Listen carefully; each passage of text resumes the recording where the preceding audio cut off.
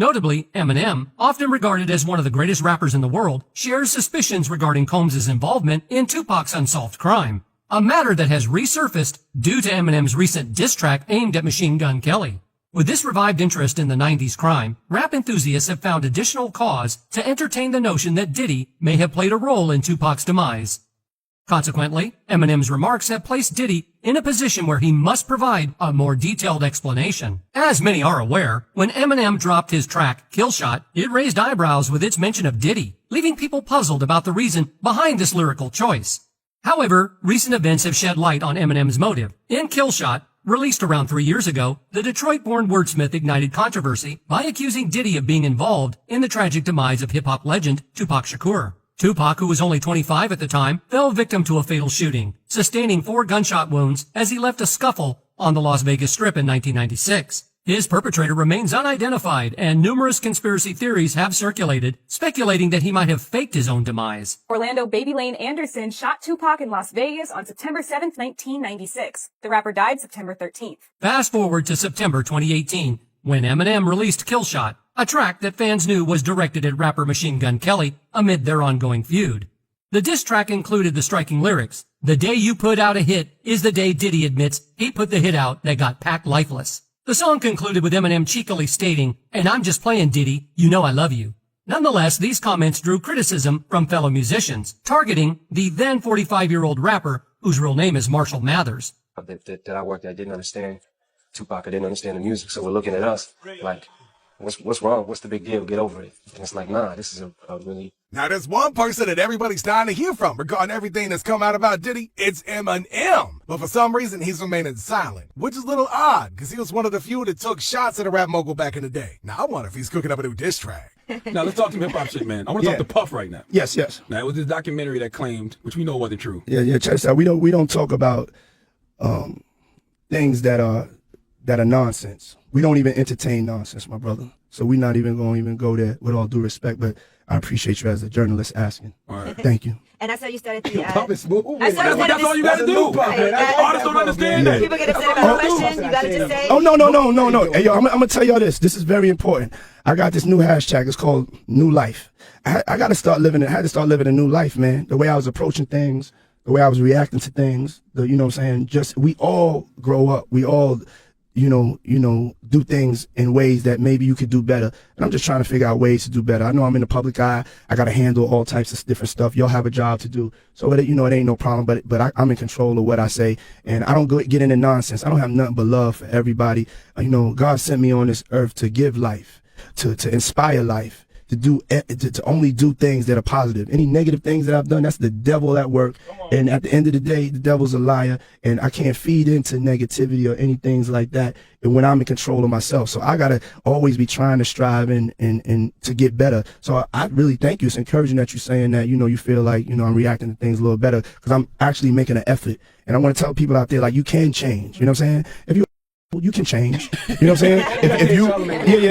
Charlamagne has grown. Charlamagne has grown. I think we've all grown. And that's the thing. Never give up on yourself, man. Never give up on yourself and keep growing. Because listen, 7 years ago, I'd have been like, yo, did you hire somebody to kill Pac? But no, you do it like a journalist. Yeah. No, we wouldn't even get into nonsense like that. You know what I'm saying? It's nonsense. Which we never believed, by the way. Yeah, thank you. Now, Diddy being Diddy, of course, did not have a hand in it all and refused to even engage in any conversations regarding it. There was always speculation that P Diddy was the one who was ordering the hit on Tupac, because they'd had long-standing beef. Tupac was talking mad shit about him. And also, P Diddy publicly had put a warrant out for a death row chain that they all used to wear. He put money out saying, if you bring me one of those, I'm going to give you whatever it was. And you don't get chains like that peacefully, yeah? So he'd already made threats in that way. And the problem for P Diddy is Keefe D has publicly spoken about looking after P Diddy. So I want to backtrack. You said that you was on top of the world until you met Puffy. What you mean by that?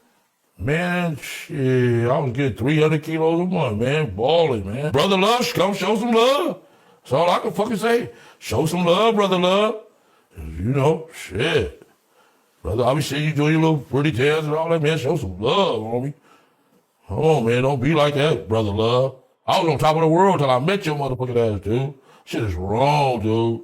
Come on, homie. I need something to throw a dog a bone or something. Fuck. To convert that into English, what he's saying is, I got involved with P Diddy. P Diddy went to the moon, killed it, made all of his millions, and now I'm sitting here. Where's my love? Where's my handout? I'm the one struggling now, and I looked after you. Apparently, Keefe D has detailed the motive for the shooting was a retaliation and to collect a $1 million bounty he claimed Sean Puffy Combs, aka P Diddy, offered to him and his gang to kill Tupac and Suge Knight. P Diddy has yet to be arrested, but refuses to address the allegations in public interviews. Now that this guy has been arrested, P Diddy must be shitting himself. Given the nature of the hit record Hit 'Em Up by Tupac, where he went at both P Diddy and the Notorious B.I.G., given the fact that Tupac already blamed this first shooting that he survived on P Diddy and B.I.G., who else had the motive to do this? People suggested Suge Knight was behind it because Tupac was wanting to leave the record label. He wanted him better dead than alive somewhere else.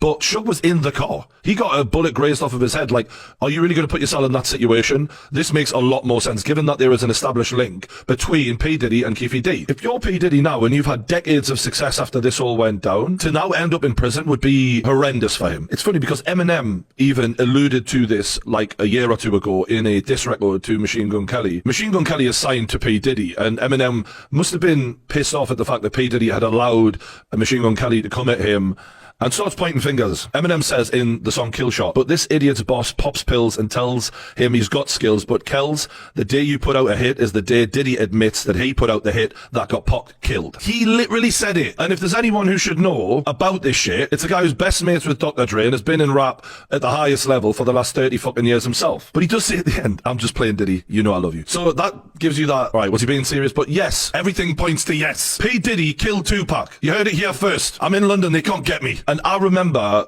like idolizing Tupac and loving his music when I was really young and wondering like, is he alive? And all of these bullshit, theories about being in Jamaica or wherever the fuck, which does seem better than death. But all these years later, we finally find out that it was Orlando Anderson who pulled the trigger, Keefe D who gave him the gun and set it up, and P Diddy who paid them. Done.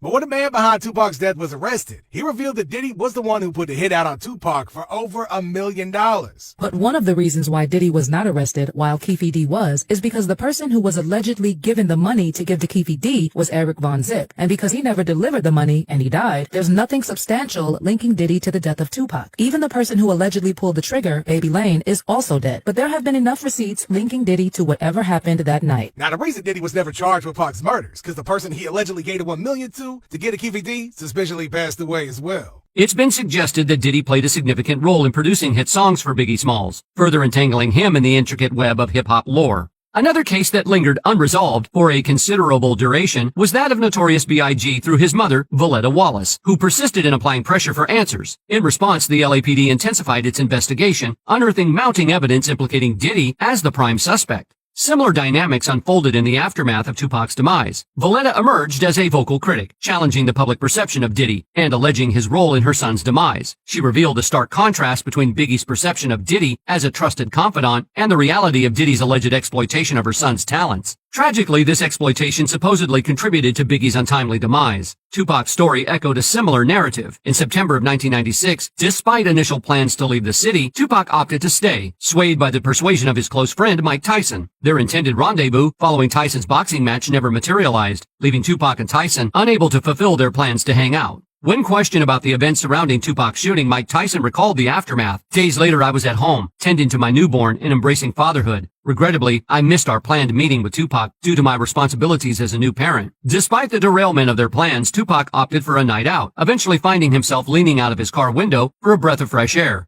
As fate would have it, their vehicle paused at a red light, paralleled by a white Cadillac. Suddenly, gunfire erupted from the Cadillac, injuring Suge Knight and striking Tupac. The rapper found himself in the company of Suge Knight within the vehicle at the time of the attack. White Cadillac, arm came out the back seat and started letting off. What went through your head when you saw that? They shoot my dude. You guys tossed in the back seat. And Bubble Up was the driver, and Baby Lane and Freaky were in the back seat.